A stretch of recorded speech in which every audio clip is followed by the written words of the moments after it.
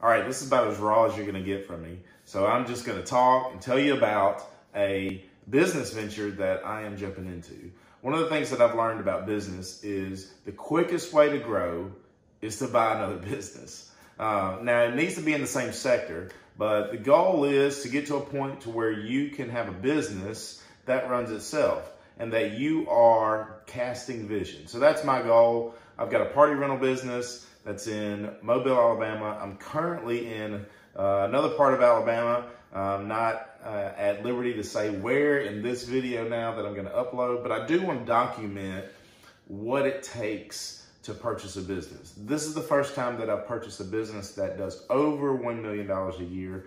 And I just want to kind of find out myself, insights from others, comments. I want to document this so I can look back and learn from my mistakes and learn from things that I did good so I can take those further for other business purchases, because I do believe that this isn't going to be my last business purchase.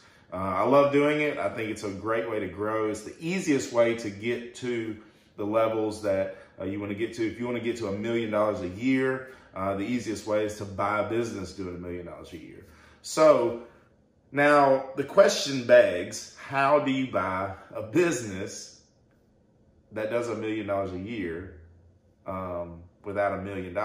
And so the thing is that you don't have to have $1 million cash to buy a business doing $1 million a year. Now, normally the valuation of a company depends on a lot of things: assets, real estate, what they're doing gross, all these different types of things, how many years they've been in business. There's certain formulas that I will share that I've learned from others, mostly learned from others. There's a lot of things that really I've learned on my own, just about how formations are made and how these businesses kind of stick together and go together and they make money. But as far as how to purchase a business and things like that, I've learned a lot of that from other people. So a lot of things I'll be sharing in videos that are coming up in this series of my $1 million business purchase will be things that I've learned from other people. So, but I'll share those people so that you can learn from them as well if you're interested, or if you just want to be interested in the journey along with me. I want you to be in this journey with me. I think it's going to be fun. I'm really excited. There's a little bit of fear, but if you don't have a little bit of fear, then there's probably something wrong. So there's a lot of risk in this. Just kind of a plain and simple, we talked about numbers yesterday. This kind of has come about really, really quickly. This business is like my business in Mobile. It's a party rental company. And they do about the same things that we do, but they do some others that we do not have equipment for. But I do think they will come together and have a great marriage together. They will be in 2 different locations, so I'll have 2 different locations. But all the numbers that we talked about last night really put things in perspective, and it allowed me to kind of gauge where this business can be 5-10 years down the road. At the moment, we haven't agreed to it yet, but the purchase price is going to be $750,000. Now you're thinking, maybe that's a lot of money. How are you going to come up with $750,000? Do you have $750,000 in the bank? No, I do not have $750,000 in the bank, but I do have creative ways to come up with that $750,000.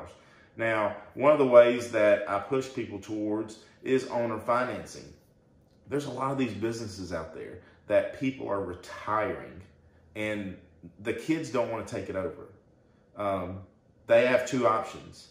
They have the option to keep working, or they have the option to close the business. All the employees go home. They have to find new businesses. It ends everything they've worked for 20, 30, 40 years maybe. And it just ends right there and it's over. They sell the assets and it's done. Recently, I purchased a lot of tents from a company in Oneonta, Alabama, which is about 5 hours away from me in Mobile. It's a tent company called Premier Tent and Event. Now, he had decided that he was just going to sell everything in auction and end his tent business. He had another company that did buy the name, but as far as all the equipment was concerned, he sold that. I bought a lot of it in auction. and it's going to allow us to do some festival events that we were not able to do before without borrowing from other people. But in a lot of cases, these businesses just end like that. They end with the owner saying, you know what, I'm done. They close the doors, they lock it, they sell the property, they sell the business, they sell the assets, and sometimes they don't sell the business. But in other cases, there are people like me who come along and will buy that business. They will take that business and take what that foundation has built and will continue on with that business. Same name, same customer base, same clients, and will continue on and be able to build on that. I think that price, the opportunity there, not the price, the opportunity of that is all over America. It's everywhere. It's not just in Alabama. It's not just in Mississippi or in Florida or in Georgia or wherever you're watching this from. It's all over the world. Every day there are businesses being closed because there's no one to take it over. And it's easier to continue on the foundation of a business than to start something from scratch. Somebody asked me the other day about my party rental business. They asked if I think I would be at the point where I was at now if I started from scratch. And I said, absolutely not. Now, even though in my party rental experience and my business experience with my current company in Mobile, even though we have rotated out a lot of the inventory, we didn't change the name, we didn't do anything like that. We still had that same name, customer base, blah, blah, blah. But we were able to learn a lot of what goes on in that business from the previous owner and from the customer base. So that existing business had a bit of a foundation and we were just able to build on top of it. It's really, really tough to start something from scratch. We've started some side businesses from scratch, which have done well, but they complement our business, our party rental business. So in effect, they're not really started from scratch, but they do complement the business. Just a quick example on starting something from scratch. I started a straw business from scratch. We sell pine straw. And so this pine straw, we focused on that we would sell it to anybody. We quickly figured out it was really difficult to sell it to just consumers and people that needed just a little bit. It was better to focus on just landscapers.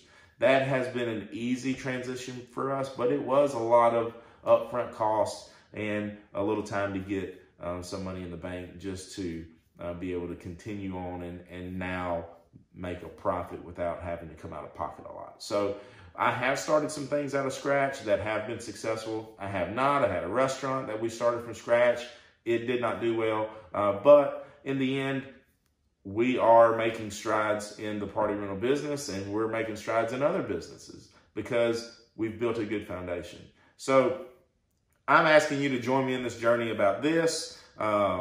It's going to be wild. It's going to be a good purchase. I believe it's going to be something that is going to make me some good money, but also give me a lot of opportunity as well. And the opportunity that it opens up is immeasurable. So join me. There'll be more of these videos, maybe a little bit less raw than this one. I'll make them a little bit more professional. But I'm at my friend's house in Alabama, and I'm just got it on my iPhone. So we'll make them a little bit better next time. And maybe I'll share with you some details, some pictures, and we're gonna keep this thing going. My goal is to continue to share with you in this journey because maybe you're out there and you want to buy a business. Maybe not $1 million business. Maybe you want to buy a $5 million business. Maybe you want to buy a $500,000 business or a $100,000 business.